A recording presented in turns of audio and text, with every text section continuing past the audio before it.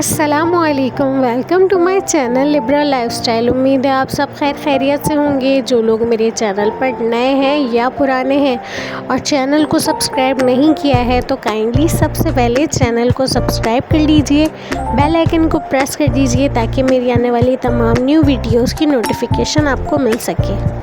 और हमेशा की तरह एक छोटी सी रिक्वेस्ट है कि काइंडली वीडियो को पूरा देखा कीजिए। अब जानती हूँ आपका वक्त बहुत कीमती है, अपने कीमती वक्त में से मेरे लिए अपने 10 से 15 मिनट तो निकाल ही सकते हैं, क्योंकि व्लॉग इससे ज़्यादा लंबा होता नहीं है।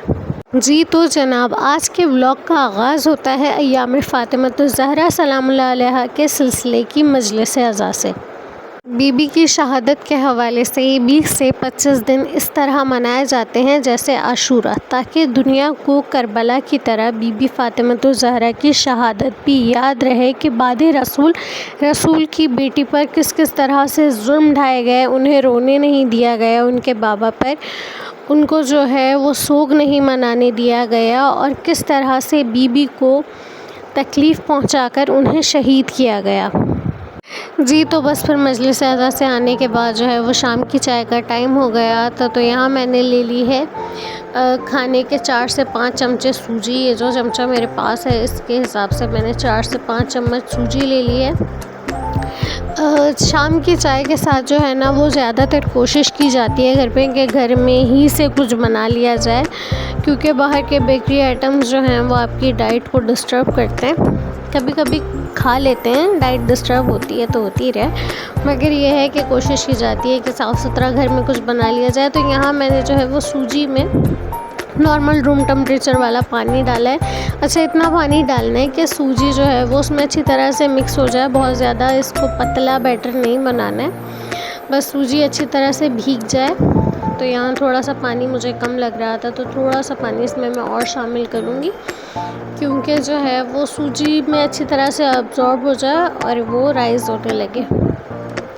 अच्छा, औरत का सलीक़ा जो है वो यही होता है कि वो घर में से जो है वो चीज़ों को यूटिलाइज़ करे और कुछ ना कुछ बना ले शाम की चाय के साथ। और अल्लाह का शुक्र है मेरी अम्मा ने मुझे सलीक़ा सिखाया है कि घर में मौजूद चीज़ों से ही कुछ ना कुछ करके अच्छे स्नैक्स बना लिए जाते हैं। बाज़ार से भी लाए जाते हैं, मगर कोशिश करनी चाहिए कि घर में ही कुछ ना कुछ करके घर वालों को अच्छा कुछ खिला दिया जाए शाम की चाय के साथ। तो यहाँ जो है वो मैंने सूजी राइज़ होने के लिए रख दी थी। अब इसमें मैंने कुटी मिर्च और पिसा ज़ीरा, पिसा गरम मसाला, थोड़ी सी जो है वो पिसी लाल मिर्च और नमक लिया है। और यहाँ मैं इसमें शामिल करूँगी सोडा, खाने का मीठा सोडा, ठीक है ना, कपड़े धोने वाला नहीं शामिल कर देना है। पता चला अंदर तक सब साफ़ होता चला गया खाने वालों का। तो इसमें मैंने जो है वो स्पाइसेस को अच्छी तरह से मिक्स कर दिया है। और स्पाइसेस को मिक्स करने के बाद फिर थोड़ी देर के लिए इसे राइज़ होने के लिए रख देंगे, ताकि नमक मिर्च जो है वो अच्छी तरह से सूजी में रस बस जाए। देखिए, औरत का सलीक़ा, लड़कियों का सलीक़ा ये होता है कि वो किफ़ायत शायर हों। कंजूस और किफ़ायत शायर में फ़र्क होता है। कंजूस तो खैर अल्लाह भी कंजूस को पसंद नहीं करता, खसीस लोगों को। तो यहाँ जो है खैर सूजी में मसालों को मिक्स कर दिया था। यहाँ मेरे पास थोड़ी सी गाजर मौजूद थी, हरी मिर्च मेरी फेवरेट है, और थोड़ी सी प्याज जो है वो बारीक बारीक कट कर ली है। और यहाँ पे जो है वो मसाला जो हमने तैयार किया था सूजी वाला वो भी तैयार है। अच्छा, हमारे यहाँ जो है ना वो पकौड़े टाइप की चीज़ ज़्यादा चाय के साथ पसंद की जाती है, स्पेशली बाबा को बहुत पसंद है। तो कोशिश होती है कुछ इसी तरह का बना लिया जाए। तो आज जो है वो बस मैंने सोचा कि चलें, बेसन के तो पकौड़े बनते ही हैं, थोड़ा सा सूजी के साथ ट्राई करते हैं। अच्छा, आपके पास अगर शिमला मिर्च, बंद गोभी या जो भी सब्ज़ी घर में मौजूद हो आप इसमें शामिल कर सकते हैं, आलू भी शामिल कर सकते हैं, मगर बारीक बारीक कट करके। बारीक कटी हुई चीज़ का जायका अलग तरह का आता है, और लंबा लंबा जो प्याज कट के पकौड़े बनते हैं उसका जायका अलग आता है। तो अलग अलग तरीक़ों से जो है वो आप एक ही चीज़ को ट्राई कर सकते हैं, उसके जायके अलग अलग ही होते हैं। तो अब इसमें जो है वो मैं सारे मसाले शामिल कर दूँगी, और फिर उसके बाद जो है वो एक और चीज़ इसमें शामिल होगी, क्योंकि पकौड़े बन रहे हैं और पकौड़े उसके बग़ैर अधूरे हैं। तो यहाँ सारी चीज़ों को, जो सब्ज़ियाँ मैंने बारीक बारीक कट करके रखी हुई थी, उसे सूजी के बैटर में मिक्स कर लेना है अच्छी तरह से। जी तो बात हो रही थी। अच्छा, आप लोग कमेंट्स में मुझे बताया तो करें कि आपके यहाँ शाम की चाय के साथ क्या ख़ास खाया जाता है, क्या बनाया जाता है। और आपके कमेंट्स मैं पढ़ती भी हूँ और उन पे जो है वो रिस्पॉन्स भी करती हूँ। तो काइंडली कमेंट्स किया करें ताकि पता चले ना कौन कौन देख रहा है। और अगर मेरी वीडियोस आपको पसंद आती है तो अपने फ्रेंड्स और फैमिली के साथ शेयर किया करें ना, ताकि जो है वो सब्सक्राइबर बढ़ें, व्यूज़ बढ़ें, बहन की हौसला अफजाई होती रहे, ठीक है ना। अच्छा, अब इसमें हम शामिल करेंगे मेन इंग्रेडिएंट जो कि है बेसन। तो यहाँ मैंने 3 से 4 चम्मच खाने के बेसन ऐड किया है। पहले इसे अच्छी तरह से मिक्स कर लेंगे और हस्बे ज़रूरत आप इसमें पानी शामिल कर सकते हैं। बहुत ज़्यादा गाढ़ा गाढ़ा मतलब नहीं बनाना है। तो इसमें मैंने थोड़ा सा पानी शामिल किया, बेसन शामिल किया, इसे अच्छी तरह से, ताकि उसके जो लम्ब्स हैं वो ख़त्म हो जाएं।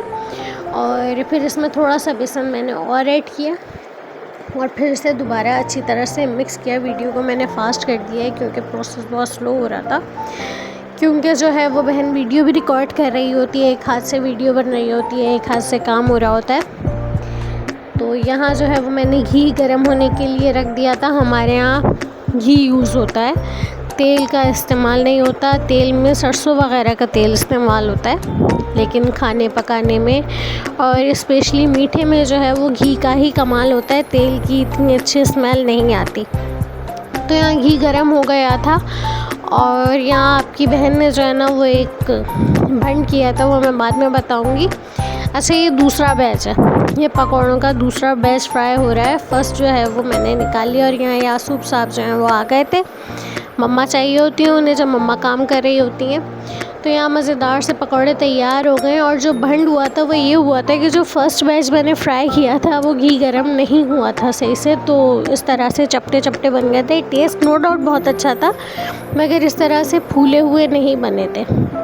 घी को प्रॉपर गर्म होने देना है, मेरी तरह से गलती नहीं करनी। अच्छा, गलती को ना छुपाना गलत होता है। अगर आपसे कोई भंड हो गया है तो आप उसे छुपाएं नहीं, उसको जो है वो सही करें और एक्सेप्ट करेंगे हाँ ये गलती मुझसे हुई है। और साथ में जो है वो रिंग्स फ्राई हुए। तो अगर आपको ये रेसिपी पसंद आई हो तो ट्राई ज़रूर कीजिएगा और ट्राई करने के बाद मुझे कमेंट्स में ज़रूर बताइएगा कि हमने ट्राई की थी सूजी और बेसन के पकौड़े, ठीक है ना।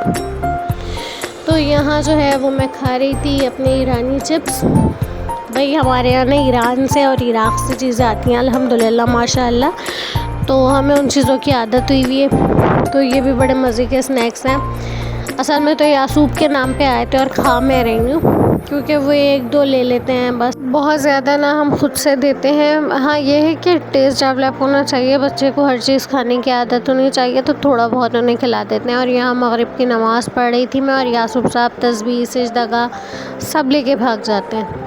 और यहाँ मेरी तस्बीह ले ली है इन्होंने, अब टूट के ही वापस मिलती है।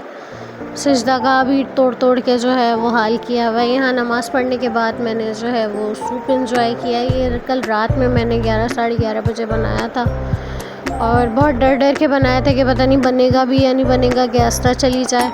पाकिस्तानियों के सबसे बड़ा मसाइल तो ये ना, लाइट चली जाएगी, गैस चली जाएगी, पानी नहीं आ रहा, पानी आ रहा है तो बदबू वाला आ रहा है, पता नहीं क्या क्या मसले हैं। खैर यहाँ जो है वो मैं सूप पी रही थी। और आज रात के खाने में क्या बना है? आज रात के खाने में हमारे यहाँ बना है आलू का पराठा और माश की शाही दाल। किस किस के घर पे ये वाइट वाली माश की दाल बनती है और इस तरह से बनती है, कमेंट्स में ज़रूर बताइएगा। हमारे यहाँ तो बड़े शौक़ से खाई जाती है।